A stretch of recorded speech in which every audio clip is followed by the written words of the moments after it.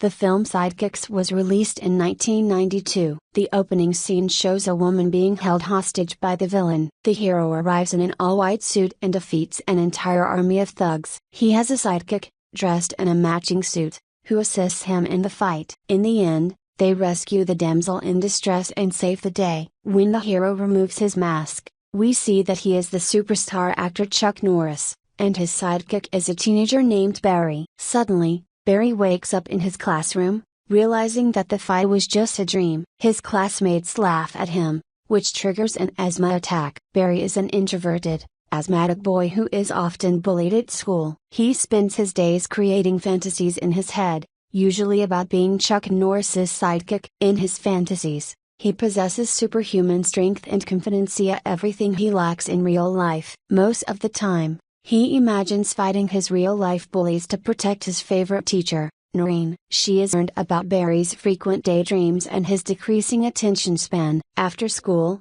she talks to his father, and they decide to sign Barry up for karate training. This way, he can stay active and learn self-defense skills. They visit an arrogant dojo owner named Kelly Stone. The man boasts about his contributions to the sport, compares himself to Chuck Norris, and insults every other karate instructor. Barry and his father walk away, realizing that the man is not a good teacher. At school, Noreen learns about the failed meeting. Her uncle, Mr. Lee, is arriving in the US soon to work at her family's restaurant. She believes he would be the perfect teacher for Barry since they share some personality traits. We are then introduced to Mr. Lee. While at a subway station, someone calls him a racial slur. In response, Lee cleverly uses one of his tricks to make the offender's jacket catch fire. Later that day, Barry meets Mr. Lee at his restaurant for his first lesson. Lee instructs him to start walking to school the next day and gradually progress to jogging. He wants to improve Barry's stamina because excessive physical strain could worsen his asthma. As they converse in the kitchen,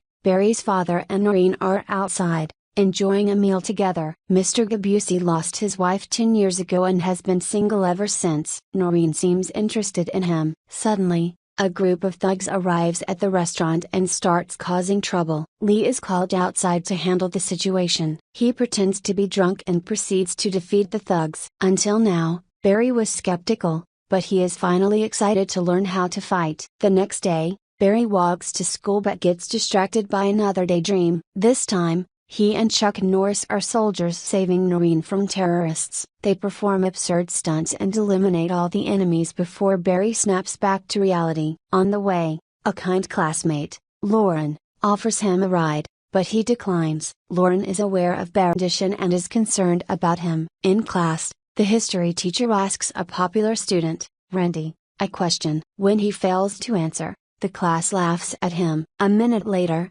Barry confidently provides the correct answer, further humiliating Randy. After class, Randy pushes Barry to the ground, stomps on him, and warns him to stay away from the cool kids. The other students watch but do not intervene. Instead, they take Randy's side and mock Barry. Randy also finds a Chuck Norris magazine on the floor and tears it apart before leaving. He then claims that Lauren is only friends with Barry because she pities him. Heartbroken but mostly furious, Barry channels all his anger into training. On his first day, his asthma causes him to take frequent breaths, but he refuses to give up. In the next scene, Barry sits on the sidelines during gym class, watching others practice. He drifts into another fantasy. This time, Chuck Norris is a cowboy named the Lone Wolf, and Barry is his assistant, the Little Wolf. They enter a pub for drinks, where the waitress, Noreen, is being harassed by evil cowboys. Once again,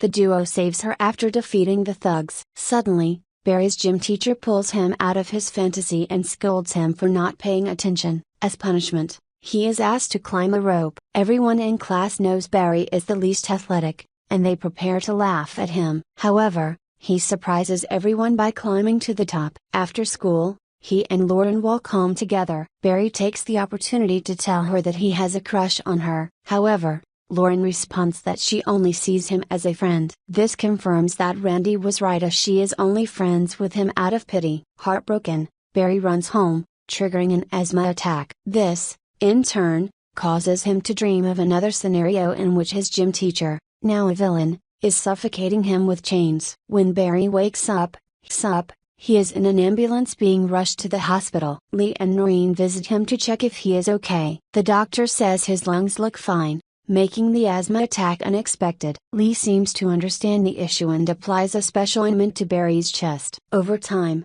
it helps the boy significantly. They also slow down his training to ensure he gets enough rest. Along with this, Barry has to drink a strange herbal remedy 4 times a day to improve his stamina. It works so well that, by the end of the week, he wants to participate in gym class. His teacher is reluctant, assuming he will end up in the hospital again. However, when Barry insists, he has no choice but to let him. One day, Noreen, Gabusi, Lee, and Barry are together when Noreen demonstrates her karate skills. Since she was trained from a young age, she is an excellent fighter. Gabusi is impressed. When they are alone, Noreen teaches him a few of her moves, bringing them closer, though they refrain from getting her. Lee and Barry have a deep conversation about Barry's daydreams. Lee advises him to try controlling his thoughts. If he daydreams less frequently, they will be more vivid and may eventually become reality. As time passes, Barry becomes stronger. He even starts delivering powerful hits during training,